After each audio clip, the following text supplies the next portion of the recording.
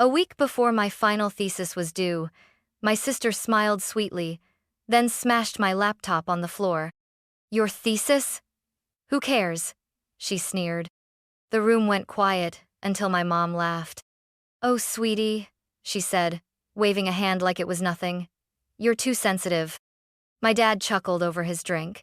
Maybe she wasn't meant to graduate. That was dinner. That was family. And that laptop? It wasn't just metal and glass. It was months of research. Hours I worked 3 jobs to fund. It was my future. I didn't scream. I didn't cry. I just stared at the broken screen and listened to the sound of my family laughing. They thought it was funny. They thought I'd do nothing. They had no idea what I would do next. My name is Aurora James. I was 24, a final-year grad student in cultural anthropology, and the first person in my family to ever pursue a master's degree. No one in my house celebrated that. While most of my classmates spent their breaks traveling or resting, I worked back-to-back shifts at the campus cafe and a local bookstore just to survive. Rent, groceries, textbooks, it all fell on me. I couldn't afford cloud backups. Every draft, every citation, every field note I'd gathered over the past year, very thing lived on that single, battered laptop. And yet, I was proud. Proud that I had made it that far. Proud that despite the noise at home, the endless criticism, and the silent wars at the dinner table, I'd carved out something of my own. My older sister, Camille, never forgave me for that. Camille was the golden, one charming, rebellious in a way that my parents found spirited.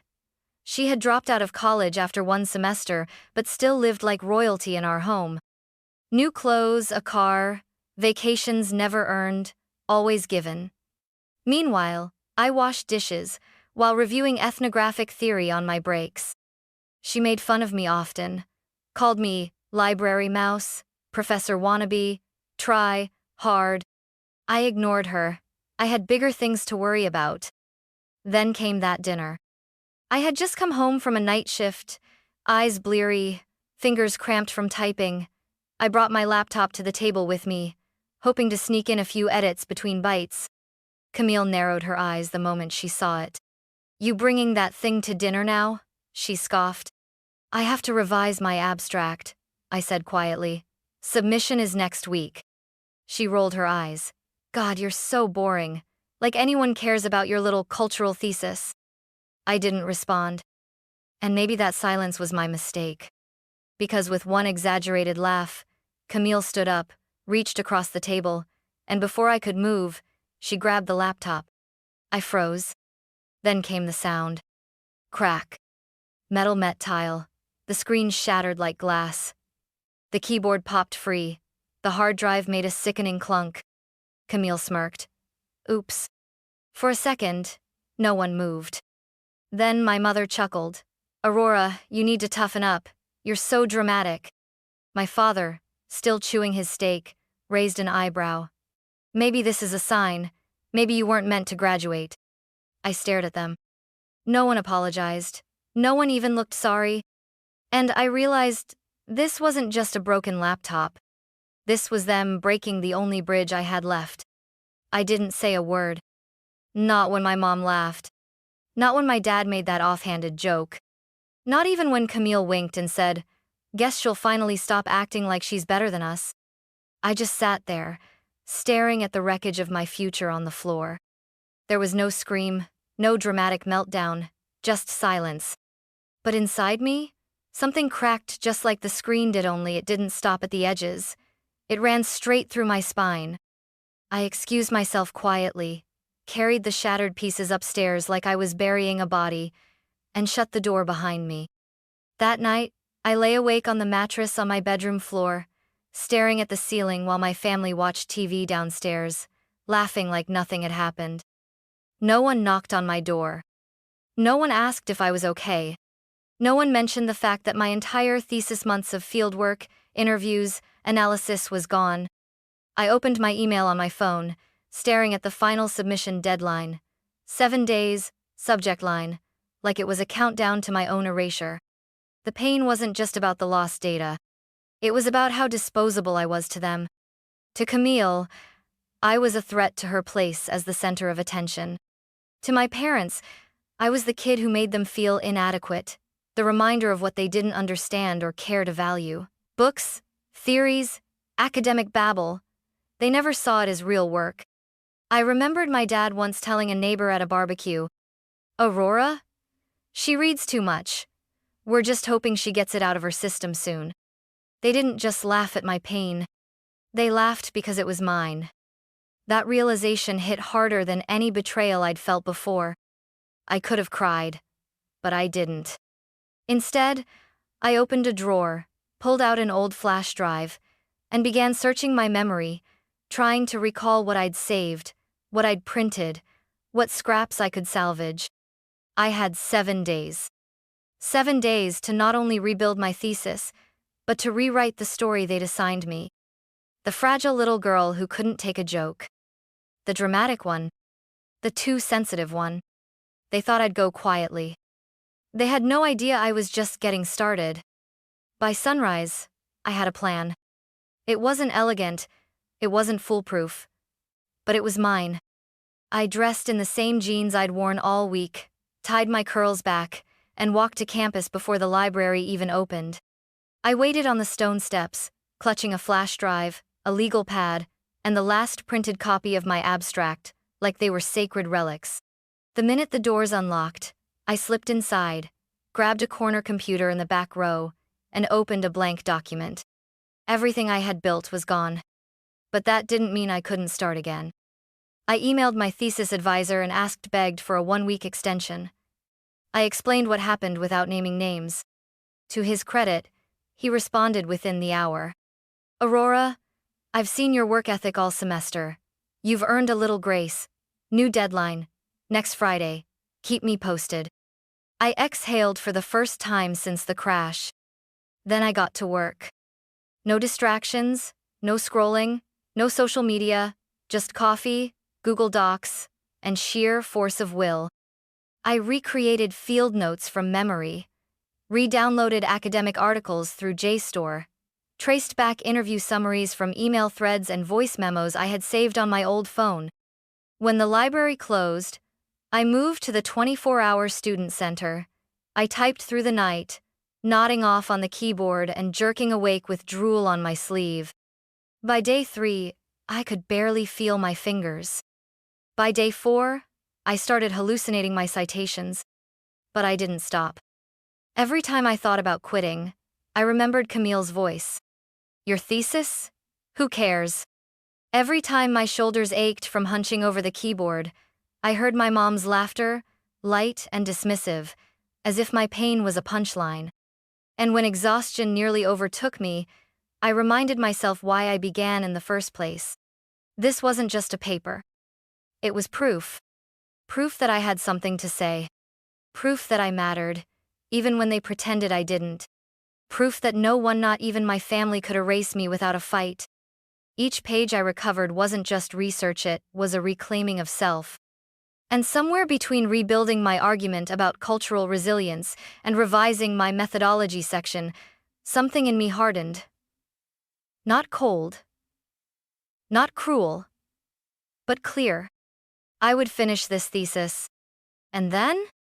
I would burn the illusion that they ever had power over me. By the 5th day, my thesis had shape again. Rough around the edges but alive. And while I kept writing by day, by night I started digging. Camille thought smashing my laptop was the end of the story, but she'd underestimated just how observant the boring academic in the house could be. I knew things. I'd seen things. Like the credit card she used without asking. The fake student ID she bragged about to her friends. The Amazon packages she signed under my name when my parents weren't home. At first, I thought it was petty. But then I remembered something my ethics professor once said.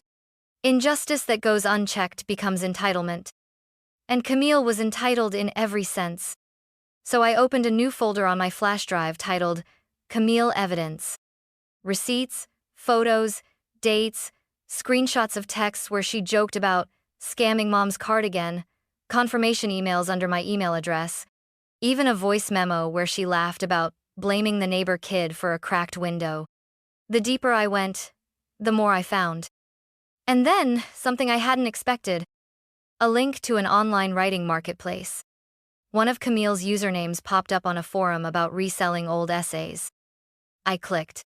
She had submitted the same plagiarized essay 3 times to 3 different places. And one of them was to a local youth magazine under my name. I froze. I remembered the odd email I got weeks ago. "Hi Aurora, we loved your voice in this piece, would love to chat about edits." I had deleted it, thinking it was spam. But now it all made sense. She didn't just try to destroy my academic work. She was trying to be me when it was convenient. That was the moment everything sharpened. This wasn't just sabotage. It was identity theft. It was fraud. I looked at the clock. It was 1:12 a.m. The student legal clinic opened at 9.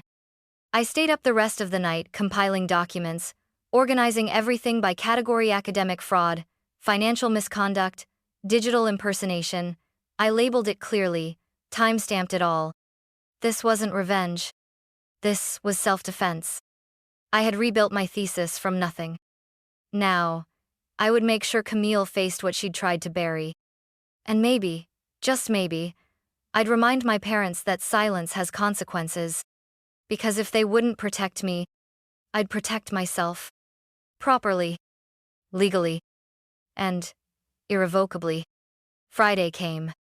The final day. The deadline.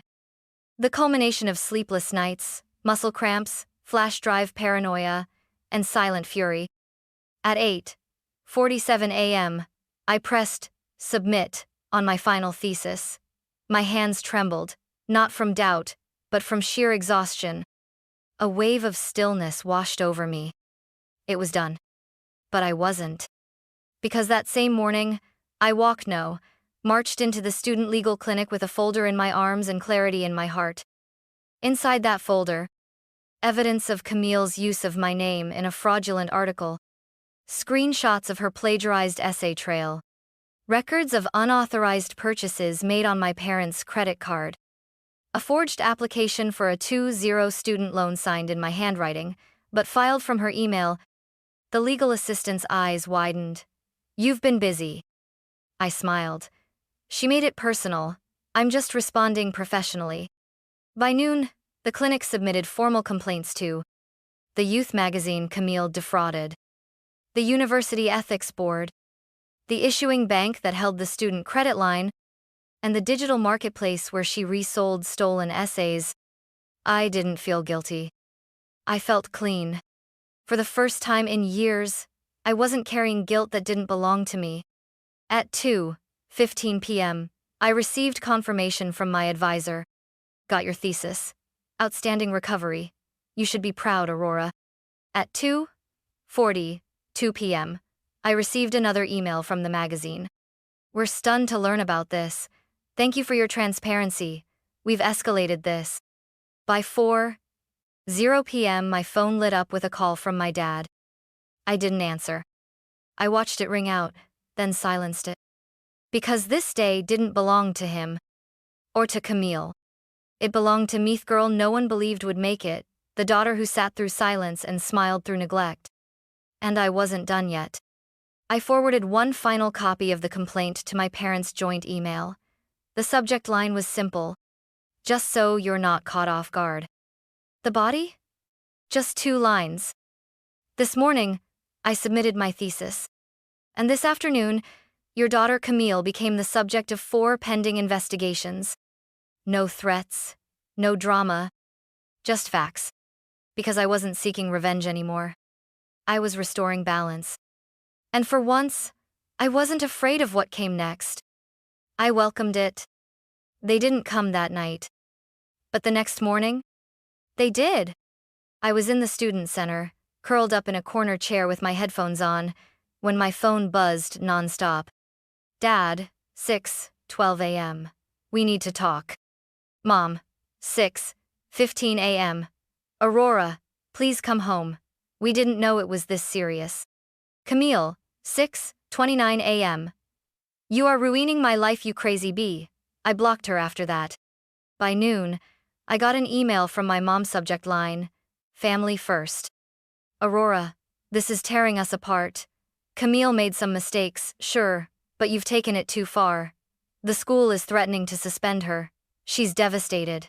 Please retract the complaints. Let us handle it privately. No more outsiders, please. I stared at the screen, emotionless. They weren't asking how I was doing. They weren't asking why Camille used my name. They weren't apologizing for laughing while she shattered my future. They just wanted to make it go away. At 5 p.m., my dad called again. This time, I picked up. His voice was clipped, performative, like he was trying to hold back anger while sounding rational. You've made your point, he said. We'll pay for a new laptop. Let's be done with this. I let the silence hang. Then I said calmly, You think this is about a laptop? He hesitated. Well, what else is there to talk about? I smiled tightly. There's the fact that she used my name to commit fraud. There's the fact that she resold stolen essays. There's the fact that you both watched her sabotage my future and laughed. Aurora, we're your family. And I am yours. I cut in, my voice low but clear. You just forgot that part. He exhaled heavily. The university's threatening expulsion. Her future could be over. My tone didn't change. So was mine. Remember? I didn't scream. I didn't cry. I didn't ask them to understand. I just gave them the truth. I was no longer the girl begging to be heard. I was the woman who finally stopped protecting them. That night, I received another message, this time from Camille herself, through a burner email. Please, I messed up, I'll say sorry. Just don't let them expel me. But even in her apology, there was no accountability, just fear. Not regret. Self-preservation. I didn't respond. Instead, I logged out of everything. And for the first time in years, I felt untangled. No more emotional debt. No more shrinking to protect her feelings. No more performing for parents who only clapped for the wrong child. They wanted a bargain. But I had already made mine with myself. And I wasn't going back. 1 week after I submitted my thesis and 1 week after everything detonated, I got an email from the National Graduate Research Council. Subject: Congratulations, Aurora James, you've been selected. I read it twice. Then a third time. My thesis, the one I rebuilt from scraps and sleepless nights, had been chosen as a finalist for the Rising Scholar Award. The prize? A full ride to present at the annual conference in Chicago. Travel paid. Lodging covered. Exposure guaranteed. I stared at the screen, barely breathing. Me. The girl they called too sensitive. The daughter they dismissed. The sister they mocked. I didn't tell anyone. Not my family. Not even my closest classmates. I just packed my one pressed blazer, the only pair of heels I owned, and boarded the flight with my shoulders straight and my head high. Chicago was nothing like home. It was cold, clear, and humming with energy that didn't ask you to apologize for being ambitious. When I stood at that podium, surrounded by professors, researchers, and professionals who leaned in as I spoke, it hit me. I belonged here. Not because I was the smartest. Not because I was the loudest. But because I had fought for my voice and won. When the applause came, it didn't feel like noise. It felt like recognition. That night, in the hotel lobby, a woman approached me. She introduced herself as Olivia Grant, editor-in-chief of an up-and-coming investigative outlet. I heard about your thesis, but I also heard something else, she said, lowering her voice. There's been chatter about academic fraud linked to a student at your university. Your name came up not as a suspect, but as someone who stood up. I blinked. She smiled. I'd love to hear your side of the story. At first, I hesitated. I'd lived in silence for so long, I wasn't sure I could trust what speaking up might bring. But then I remembered something. Silence had protected them. Speaking would protect others. So I told her. Not with rage. Not with revenge. Just truth. How my sister smashed my laptop and smiled. How my parents laughed while my future cracked apart. How I rebuilt what they tried to destroy and refused to disappear. The article went live 5 days later. Scapegoat to scholar. One woman's fight against toxic silence. It went viral within hours. Professors I didn't know shared it. Former neighbors emailed. Even a high school teacher I barely remembered messaged me. We always knew you were the strong one. For the first time in my life, my story wasn't being erased. It was being seen. And that visibility wasn't a spotlight. It was a sunrise. 3 months later, I stood at the front gate of the newly acquired Rosewood estate, holding a clipboard and a keycard. The think tank I now worked for had purchased the historic property, once a private estate, now a converted innovation retreat for leadership workshops and cultural residencies. And funny enough, it used to be where my family hosted our annual Carter reunions. Every 4th of July, we'd gather on these lawns. Camille would pose in sundresses. Dad would grill like he was running a Food Network show. Mom would sip lemonade and gossip about whose child had amounted to nothing. That same gate now opened only with my approval. That same estate now had my name on the contact list. And that morning, my assistant forwarded a request. Hello, we'd like to book Rosewood for the Carter family reunion. Same time as every year. Hope the new management can accommodate. They didn't know. But I did. So I replied, not as Aurora the daughter, or the sister, or the scapegoat. I replied as the gatekeeper. Thank you for your inquiry. As per new policy, bookings involving individuals with unresolved legal actions or a history of documented abuse will be declined. We wish you the best in finding an alternative venue. No rage, no theatrics.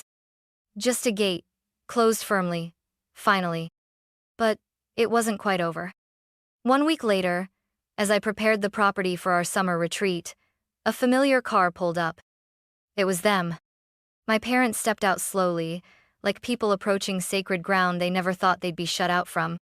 They didn't recognize me at first, not in the white linen suit, not with the program director by my side, not with confidence in my spine. But when they did, my mother's lips trembled. My father's face fell flat. Aurora, my mom said, stepping forward. We didn't know you. I raised one hand, calm, unshaking. You did, I said. You just didn't think I'd ever own anything you couldn't control. My dad swallowed hard. We didn't mean to hurt you. I tilted my head. Then why did you laugh when she did? They had no answer. Just hollow eyes, regret, or maybe just inconvenience. Mom tried again. Could we still use the grounds? Just this once? For family? I smiled. Soft. Controlled. Final. There's a lovely public park 2 towns over, I said. You'll find it less intimidating. I turned before they could speak again. Because I didn't need their guilt. I didn't need their praise. And I definitely didn't need to reopen doors they sealed shut years ago with laughter and silence. As I walked back toward the manor, keycard in hand, I heard nothing behind me. No footsteps. No pleading. Only the wind. And for the first time in my life, that silence, it didn't hurt. It healed. Because in the end, I wasn't the broken girl with a shattered laptop anymore. I was the woman holding the keystone, everything they thought I'd never have. And that was justice. Not loud. Not cruel. Just complete.